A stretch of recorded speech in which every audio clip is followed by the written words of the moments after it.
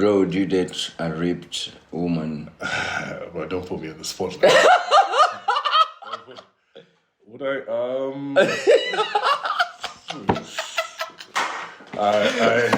Ladies and gentlemen, this is Victor with Victor.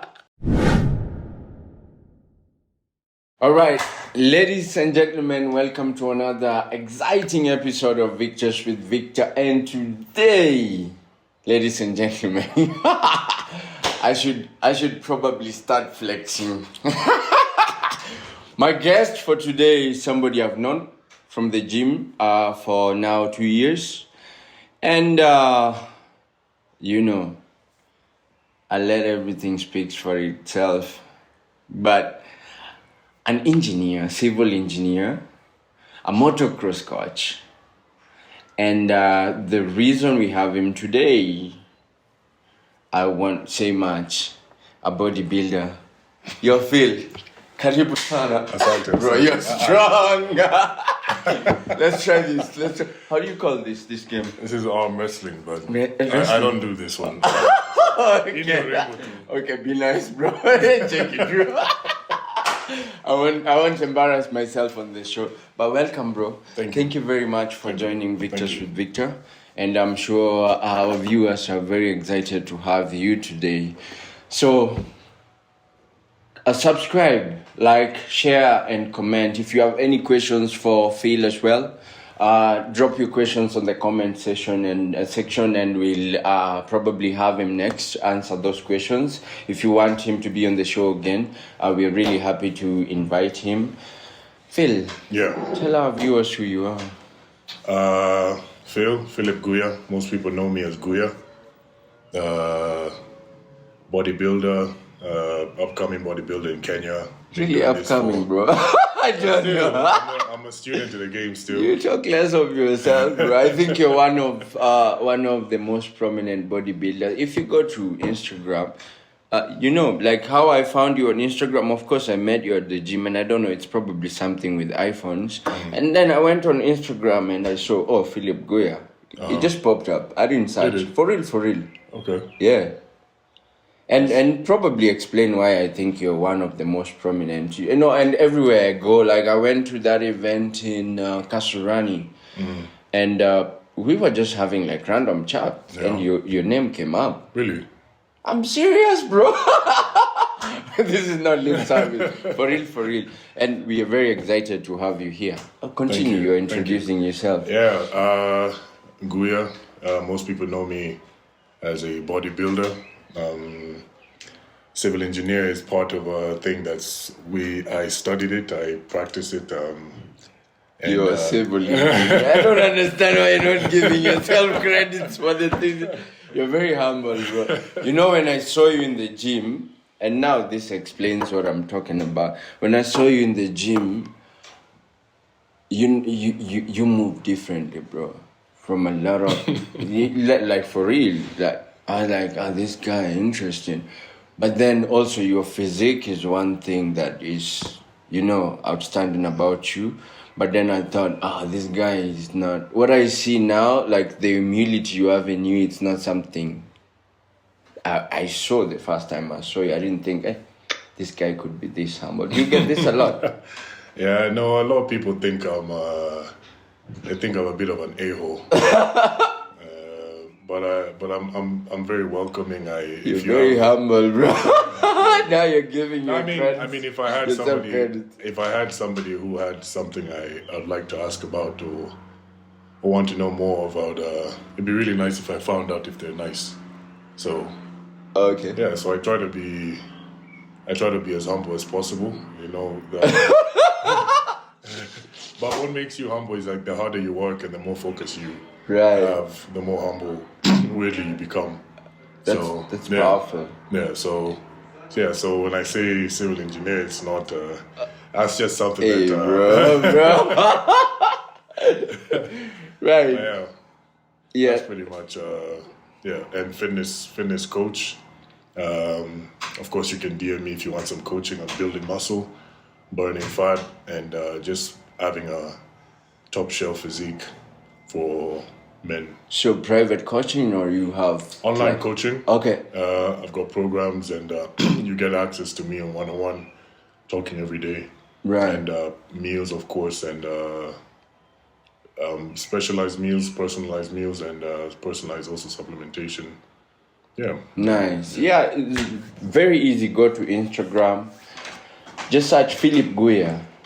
You'll see Philip Guya. It's really hard not to find him. I don't know if you have another person with the same name. Yeah, but again, yeah, he gets to answer you. Follow him on Instagram, and also he gets to answer your questions. You respond to messages on Instagram. I do. Yeah. And then now, Philip, take us through how you started bodybuilding and what is bodybuilding for you.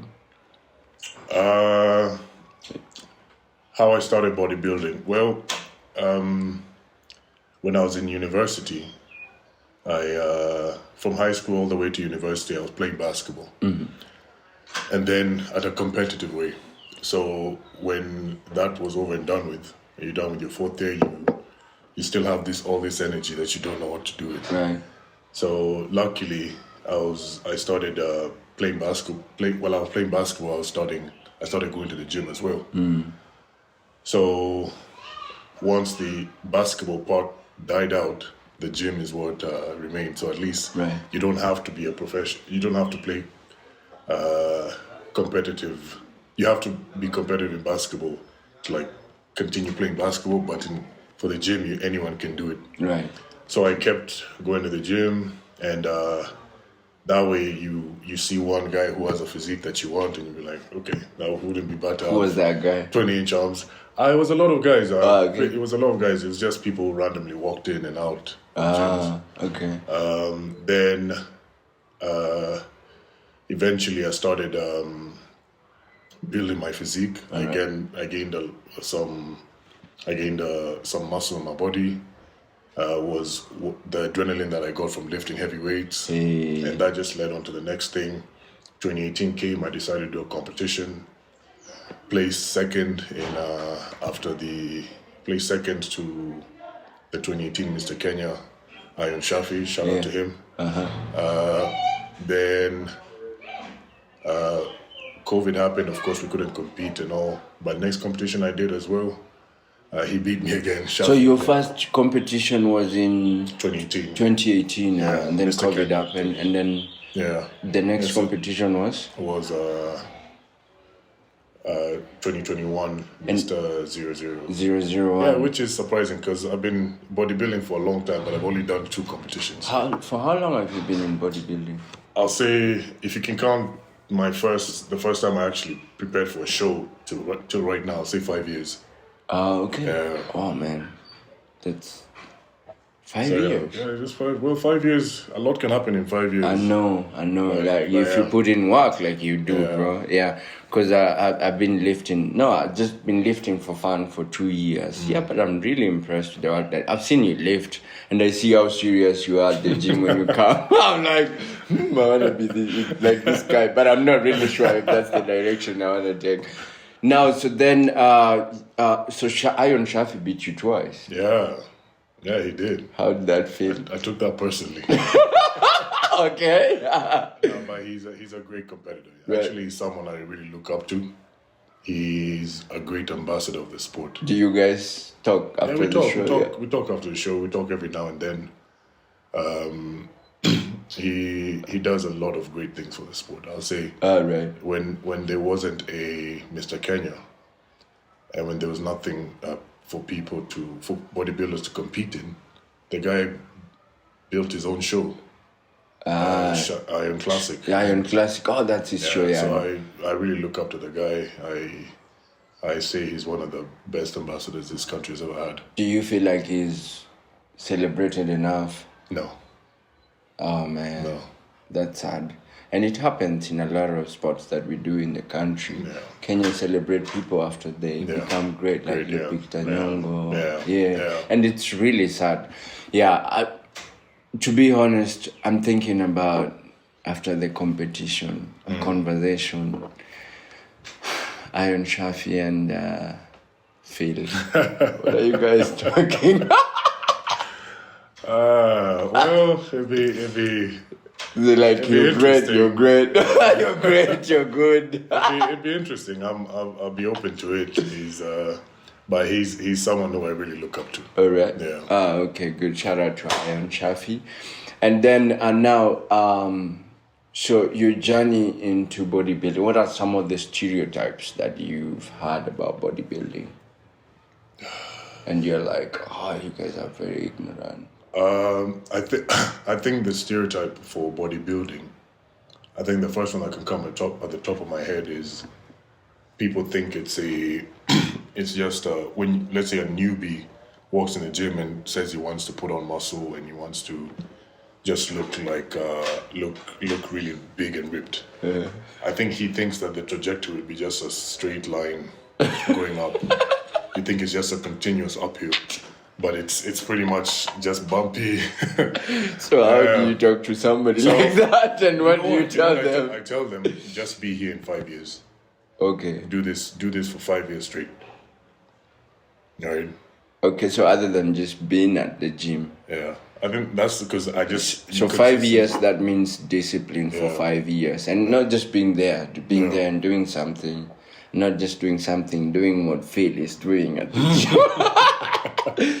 But then there's other things, not just working out. There's nutrition. And yeah. You want to talk to us about it? So if you want to get big, every bodybuilder will tell you have to eat, right? You have to get big. You have to eat big. For me to even be able to have a physique that stands out amongst most people, I have to pack in at least 5 meals a day. On an average day, 6 meals a day. I remember 6 meals a day. 6 almost, meals. yeah. It's very difficult to do. Of course, it's not for everyone, but if you're competing and you want to compete in the sport and you want to really be competitive in the sport, when you're bulking, you have to do 6 meals a day, and not just any kind of meals. You have to count your calories. You have to count your macros, your protein, your carbs. No, you see what I was telling you. I'm not sure I want to go that direction. No, that's if you're competing. But if you just want to get big, just focus on eating big, keeping the training consistent. You can get away with 4 times a week, but you're really, really focused, really consistent.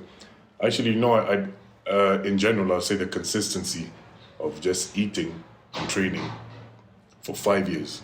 If you can do that for 4 times, 5 weeks, 5 times a week, for 5 years. Actually, you know what? I'll make it 2 years. Consistently for 2 years, you'll see a change. If you don't have anything, you see a change, a dramatic change in your body. I've only done it for 2 years. Consistently, though. I used to be this tiny, bro. Yeah. Now look, I have biceps. Not compared to your biceps, but then I have something, Yeah, but it also feels good. I mean, other than just, looking good, I think one thing that glued me into the gym is the after feeling. The adrenaline. Yes. Oh, yeah. Yes, I feel good. I mean, my day from the gym in the morning is just a positive day all through.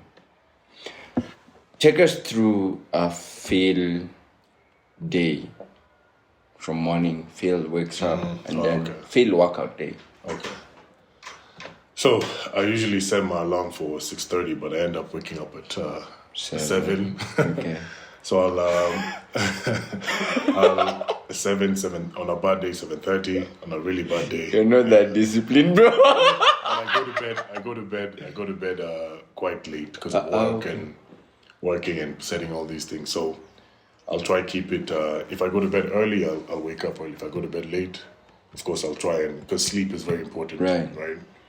So by 7 o'clock most times, I will do a 10-minute meditation. Then I'll do a bit of a stretch. I've seen you stretching. Yeah, I'm really impressed. I've been trying to really improve on that because I've been. I can help with stretches. Yeah, okay. I can give you. At least I have a place where I can give you hard time. Yeah. So I'll do the stretch and then I'll get ready. Of course, I'll go to work, engineering, and then around 4 p.m. I'll be on my way out. 5 p.m. there. I'll make it to the gym between 6 to 7. And then from 7 all the way to 9, 10, depending on the time, between 6. I'll keep it 2 hours in the gym. So if it starts at 6, I'll end at 8. If it starts at 7, I'll end at 9. And that's when I get to really hit the iron, get the weights, and then, of course, then I'll go home and I'll work a bit, then go to bed, Okay. Nice, interesting. Yeah. You have to be disciplined to follow that routine for even 2 days a week. Yeah, and you know the discipline is not really that there are days that you're going to mess up, right? But it's how well you get back on track. Okay. Right. So if you fall off, how can you get back on track real quick? Right. So there's a good analogy that I once heard that an aeroplane, when it sets its trajectory, let's say from here to Entebbe, Kampala, from Nairobi. So I don't know if this is correct, but most of the time it gets off and it's just coming back. Yes. It gets offline, it's coming back. Yes. So pretty much that's it with you. You'll get off a bit, then you come back. Get off a bit, then you come back. That's a great analogy. So that, Okay. So now, Phil, what is the longest time you remember you've been out of the gym, like not lifting anything? Since you began? Since I began, you'd be... What? So last week, when was it? So I started my new program beginning of March. But my coach told me that I needed 3 weeks off of no training. How does that feel? It didn't feel good. Yeah, I know, man. It didn't feel good. He needed 3 weeks off of no training, so no going to the gym. So I cheated. I still went to the gym like 2 times a week. Yeah. Because I couldn't handle it. I needed to. But 3 weeks off, ideally, it was meant to be 3 weeks off so I don't fatigue in the gym. Because you work so hard, so the body does need the rest. The recovery is in the rest. Yeah. Wait for this one.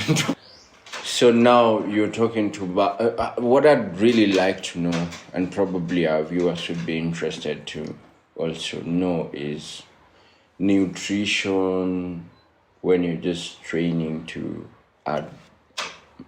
You're just training for mass, and nutrition when you're training for competition.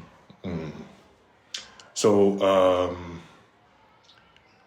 to put it in the most basic way, if you're training for mass, you eat more. If you're training eat more calories. So when you're training for mass, you eat more calories. When you're training for cutting, at least shredding some body fat, you eat less calories.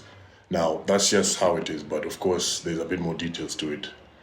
When you're training for mass and quality mass, you'll eat quality calories. Okay. So you won't just binge on anything. You don't want to get fat. You want to build quality muscle. What are the 3 top quality mass meals? Okay, I'll tell you what I do. I would keep it, so my meals would circulate around eggs. So this is mass egg. Yeah, so I'll have a few eggs in the morning together with oats. Okay. Right, and then I'll do rice and mincemeat and some vegetables, preferably spinach. Okay. And I'll do sweet potato and chicken. All right. So I'll have those 3 mixed around the day. So now, and when you're going, this is when you're building mass, and now when you're prepping for competition. So now, when I'm prepping for competition, I'm trying to... 3 of your top meals. 3 of my top meals. So that changes. So week 1 will be different from week 8. Ah, okay.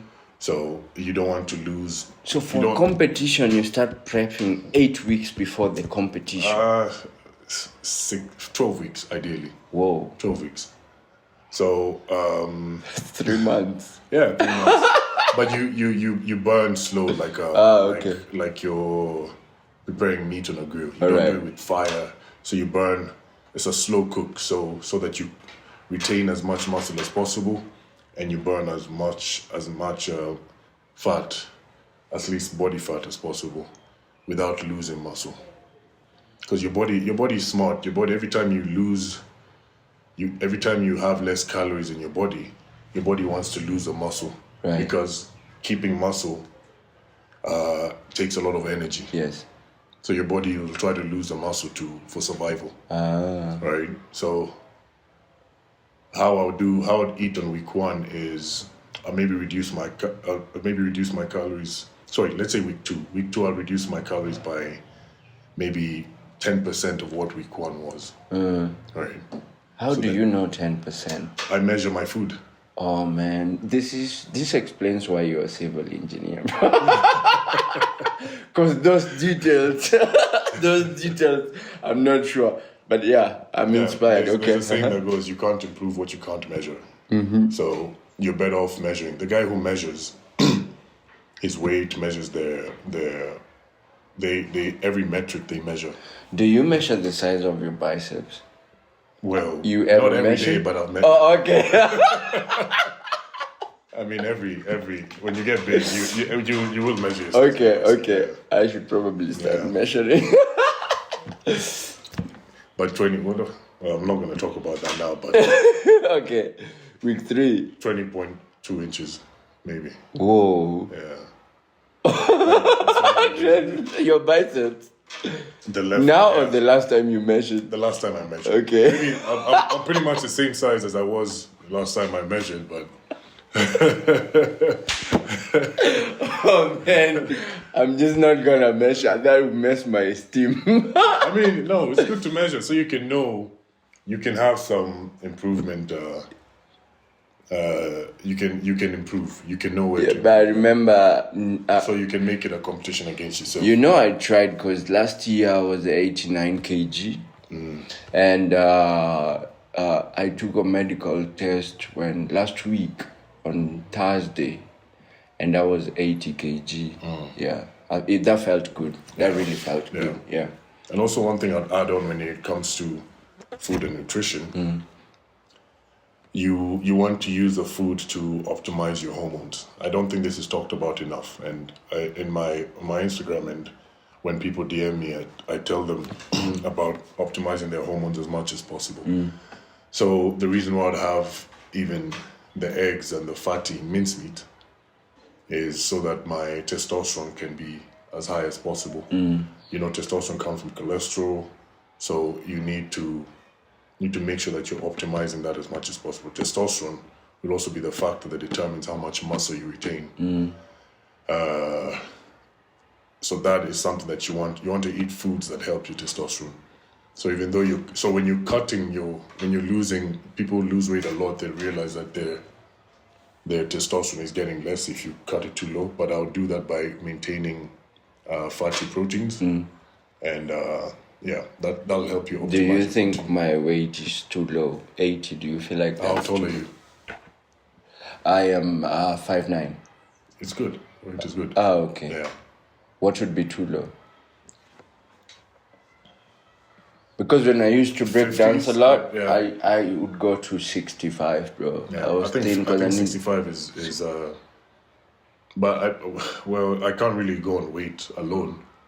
But 65, anything below 60s will be worrying. At least. Not healthy. Yeah. My cousin told me, he was like, hey, usitoe shati mbele ya watu.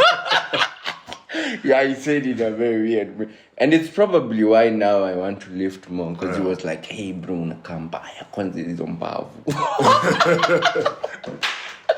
But anything below 60, if the scale reads 50 something, Right. yeah, you know you need to eat. Yes. Okay. Talk to us about supplementation. So I don't take supplements too much. But supplementation is just what you add on top of the food that you take. So before you even take supplements, you have to make sure your food is right. Right.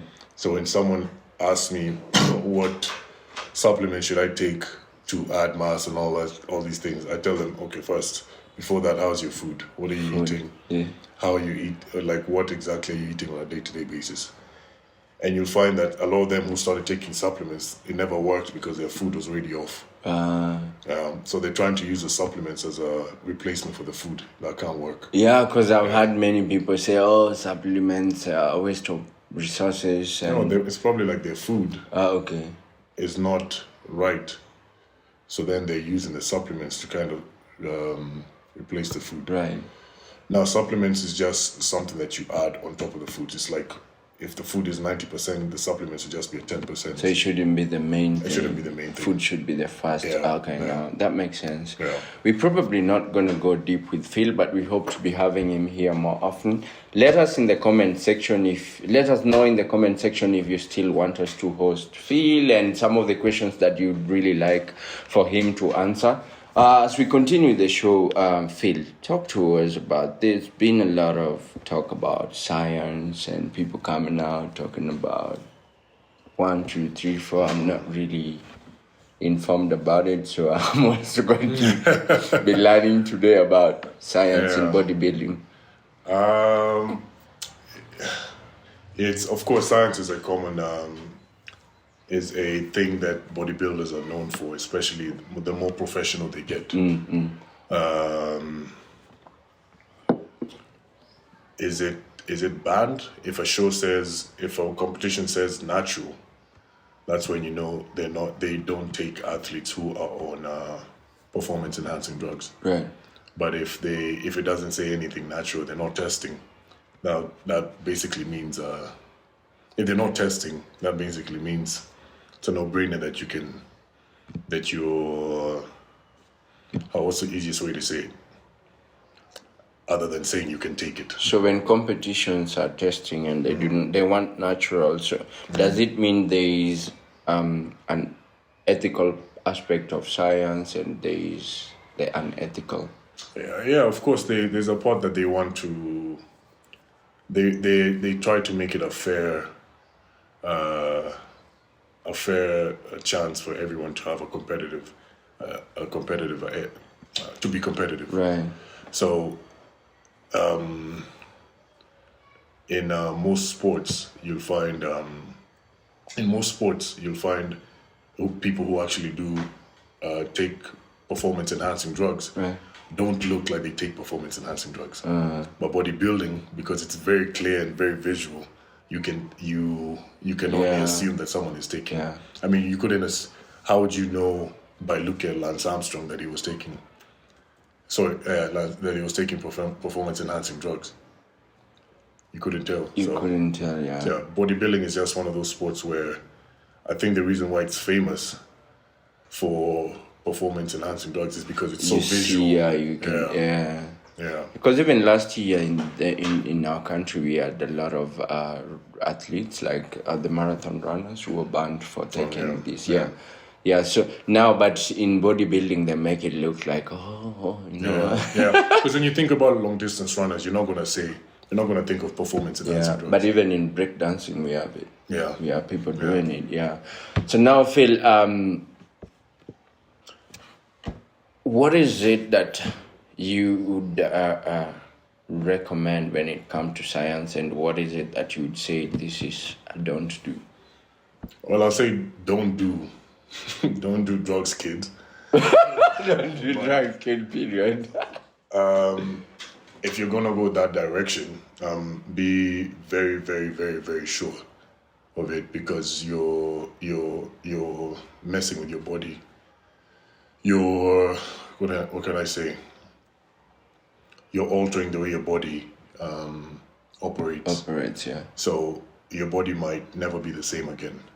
So, and you don't want to risk it if you're going to compete and you want to maybe get to the highest level and and you feel like you have a good chance of creating a dent in the sport, I would understand why you would go that direction.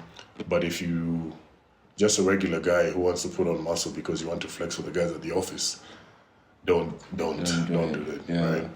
There are ways you can do it without doing the performance enhancing drugs naturally, that can get you to build your physique to the best of its ability. Even someone who's just a bodybuilder and wants to go professional and has a chance, you want to develop your physique to its maximum, max out your natural, then you want to think about that side. Right. And you want to weigh your options.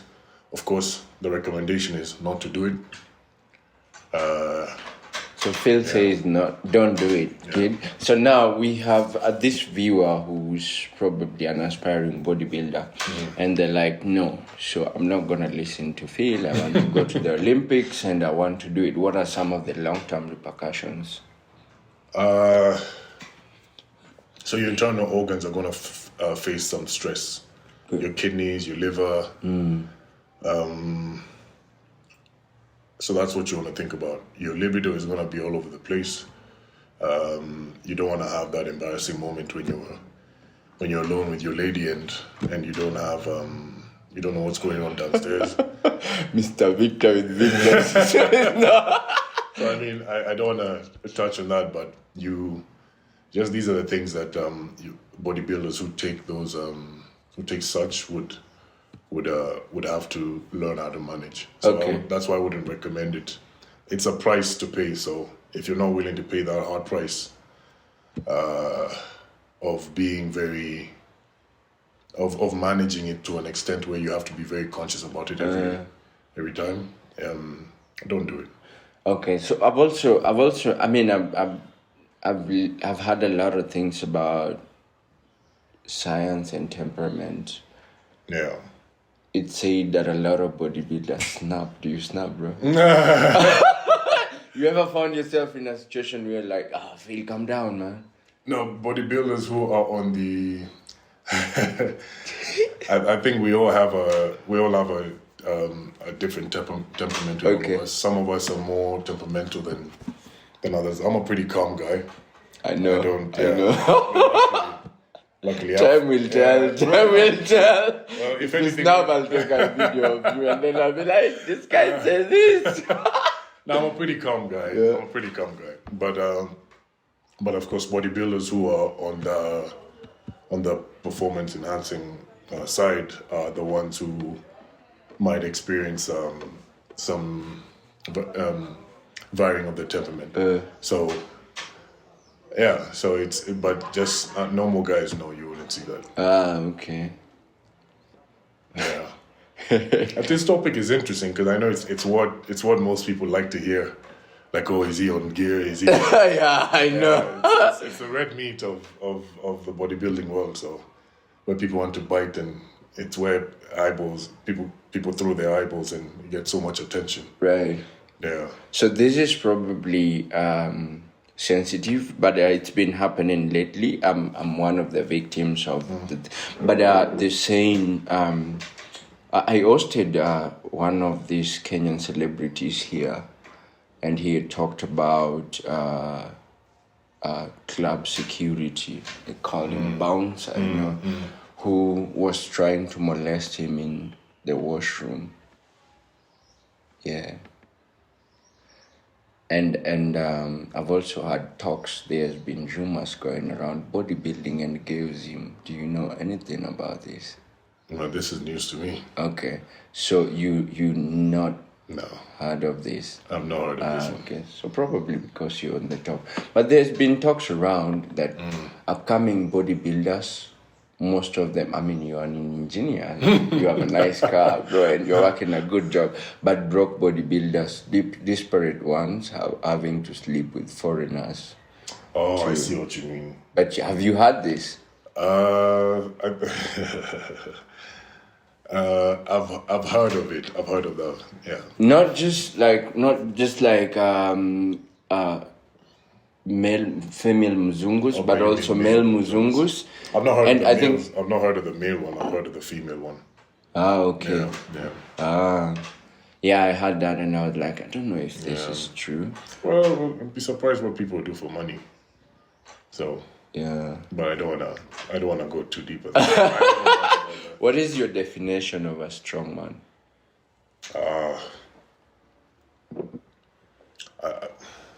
I think the simplest way, the top of my head, is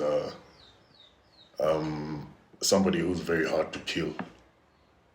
Right? Like if, of course, we don't promote violence, but if it was to happen, just somebody who is very hard to kill. That person who's very hard to kill is probably going to be the protector, and is going to be viewed as the guy who people run behind when anything is happening. G3, bro. G3. at least, G3. yeah, but at least it'll be the one in front. At least people run behind that guy. I know. Yeah. What's your weight, bro? My weight? Yeah. What do you weigh? Last night I went to bed at 116. Oh my god! Yeah. 2 times my weight. But I woke up at what, 114? What happened? So I lose water. Oh, okay. So after taking a deuce but on average I'm walking around at 116. I hope you're not losing. What a bro. Phil, what's your take on women in bodybuilding?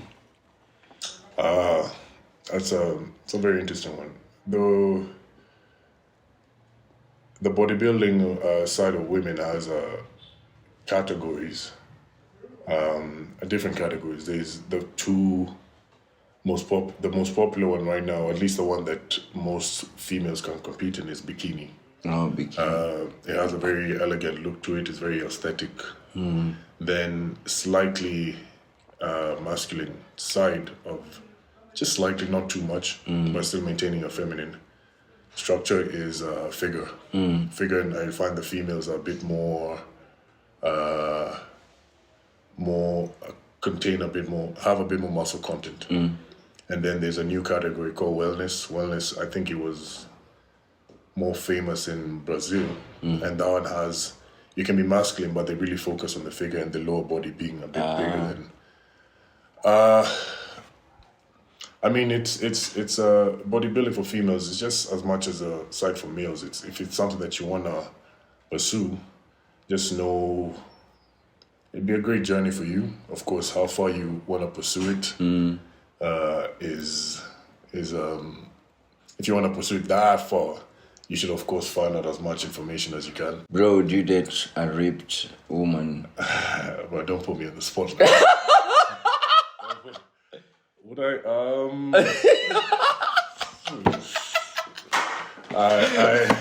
Ladies and gentlemen, this is Victor with Victor. No, I'm not skipping. Let's go. Okay, would I? Can I pass? Okay, we'll let it go. Now, I was just thinking about it, and I mean, I know you from the gym. I know you, Sako. You guys are very masculine people. So if I walked into the gym in a skirt, what would you think of me? You? Yeah. I mean, Eric Omondi has done it. I'm not saying I'm gonna do it. That's not. Okay, so if a man walks, you can't even imagine me in a skirt, bro. Which is good. But if a man walked into the gym you were working out and he has a skirt on, okay. then he's like, "Hey, Phil."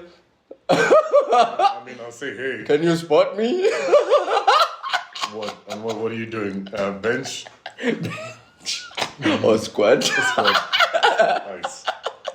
Well, first of all, no one works out in a skirt, so you'll be ready. The gym will tell you to change your outfit to a more. It's like Colosseum. Even if you came in a suit, I think they'll have an issue. Right? I know the head trainer at Colosseum would be like, "What's wrong with this one?" But let's not mention his. Let's not mention his name. No, I didn't know. No finger pointing, no naming. Yeah. But what's your take on men, African men, having skirts on? I'm guessing his topic is leaning towards masculinity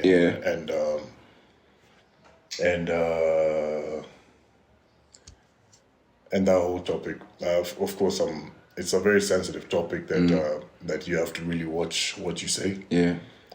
But to speak on it's freedom is something that everyone has a right to, right? And to whatever you want to express yourself, that's fine. But there are men out there who want to remain as masculine as possible, and really explore their masculine side as hard as possible. and that's where people say you're toxically masculine. Yeah. I think the definition of masculine, or is on the dictionary, if I can remember, it's just traits of men, and femininity is just traits of women. Yeah. So the traits of men are strong, strong, ambitious, maybe a bit of stoicism, maybe if you can just put it as blank as possible, right? For females, of course, it's nurturing, caring. I'm gonna say soft, gentle, right? Yeah. So as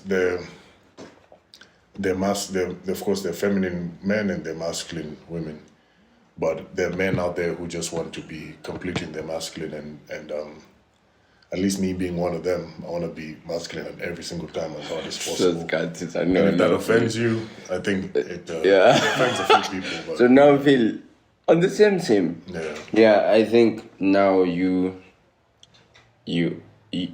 talking men in skirts, but then when you're competing as a bodybuilder, I've been in a couple of competitions.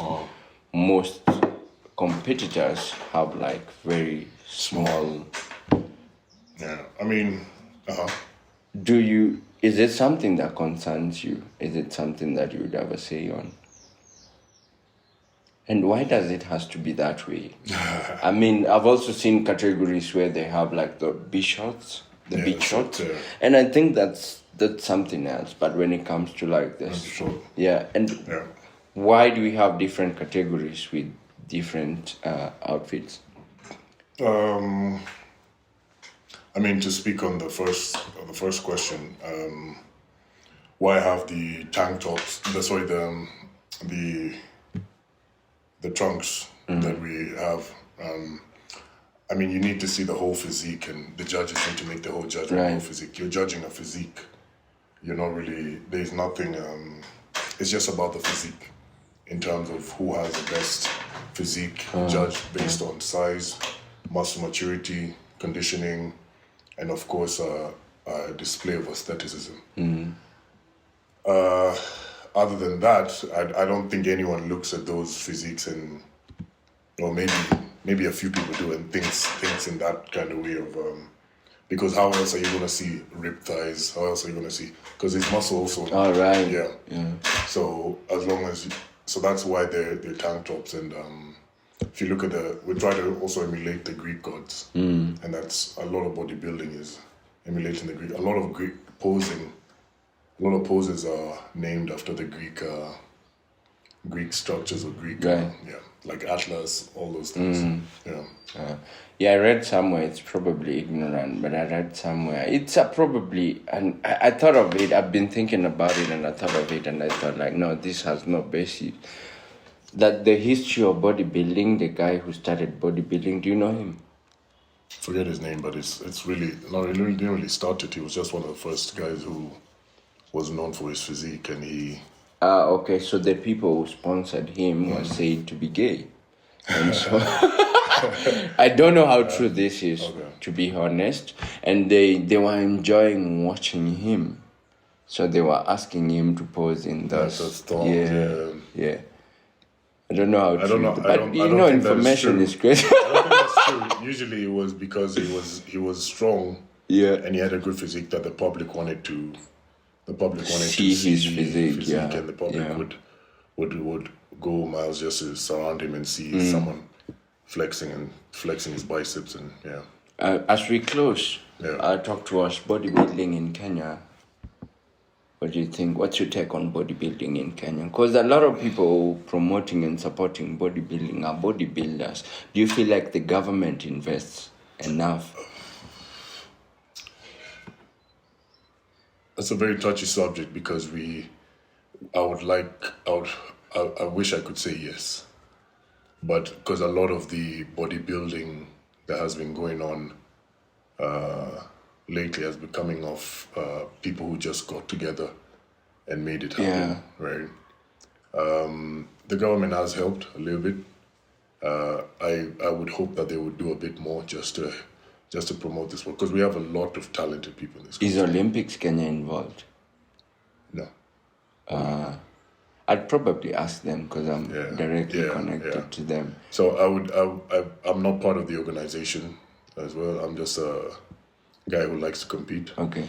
But there's a lot of talent here in Kenya. Right. Like I see some. Yeah, people I've who are seen just- that too. I agree Yeah, with you. someone sent me a video of a competition happening in Maseno University for bodybuilders, and guys are like 20 years old.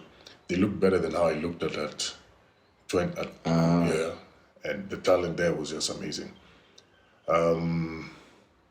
So I would only hope that they would look into it more and of course fund it a bit more. Right. And of course, even though people are going to come up with their own competitions, we just hope that the funding is directed towards helping these guys who have these have these competitions that they came up with, so so that the government can come in and actually start helping them. And Yeah, I'll share this video Yeah. with the Olympics Kenya. Mr. Francis, you heard from Phil himself, who is a competitor and also, bodybuilder in Kenya. So I think Olympics Kenya should come out and support these guys. Phil, as we close, what should we expect from Phil? What is the goal? What is your long-term goal? A long-term goal. Well, I if I can help, we all have that selfish need in us where we want to have everything come to us and want to win as much as we can. But I think if I can help even just 3 guys out there change their life. Also, you want to mentor guys. Yeah, if I can just help 3 guys out there, maybe from this conversation, 3 people do a 180-degree turn in their life and just focus on self-improving themselves. As far as bodybuilding is As far concerned, as far as bodybuilding is concerned, as far as self-development is concerned. Okay. Yeah, we're talking starting like a small competition in the hood. Yeah. So we'll probably have you on board. I'll be open to it. Yeah, I'll be and open if you're to it. watching and you want to reach out to Phil, just check him out on Instagram at Philip Guya. Sindio. Yes. Thank you very much for coming, bro. We you, hope man. to have you again. My pleasure. And yeah, I look forward to having you, bro. You just do this and I'm feeling like... Thank you very much, guys.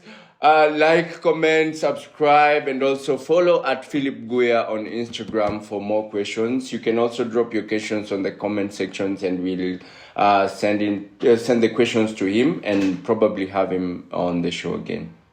Asante sana, bro. Thanks, man.